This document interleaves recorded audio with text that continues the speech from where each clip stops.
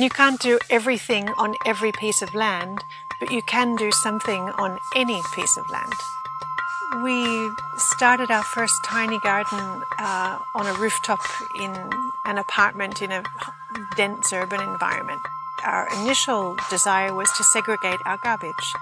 So from segregating, we were then led to composting. And then what do you do with your compost? Stick some seeds in it, grow some food. We've been at this for the last 7 years, I think now. Living like this wasn't really something that we'd perhaps encountered many examples of. It just slowly evolved bit by bit.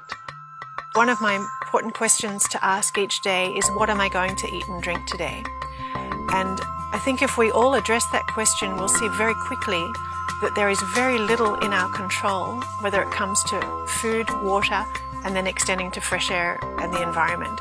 Now, when your food and your water is controlled, where does that leave you in true independence about any decisions that you're going to make? We are in a situation where nobody knows how to feed themselves anymore. People have no real idea of what it takes to grow food. People have no idea of what actually constitutes food. It takes a lot for people to start understanding exactly how little nutrition there is in the average package of processed food. We only look on it as something that's convenient. We don't realize that it's also not actually food. For me now, getting up, jumping in the car, driving to a supermarket or a market, picking stuff up, coming home, getting rid of all the packaging, storing it in the refrigerator is the absolute pole opposite of what I call convenient. I want to pick up my basket, walk out the door. Every time I walk out the door, I will come back with a minimum of 20 species and the nutrient diversity that represents. Sometimes I'll eat it straight off the bush. I'll literally walk through the garden grazing. By the time I'm done, I'm done. No washing up, no prep, no storage.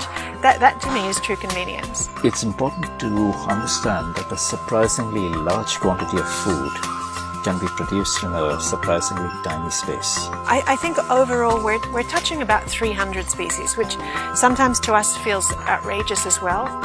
At the moment we're focusing on developing a couple of let's say model spaces where everything can be demonstrated, that we're able to show the progression, from standard barren to productive and green.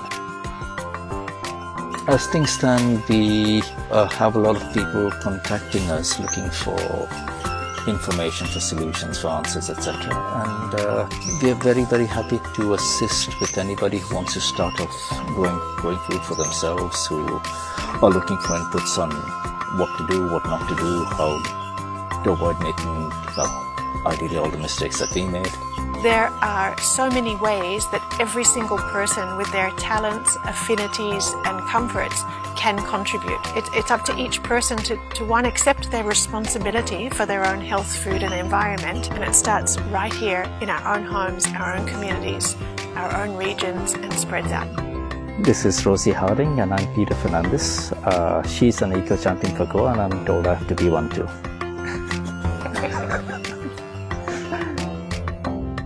He won't say things that I ask him to say either, don't worry.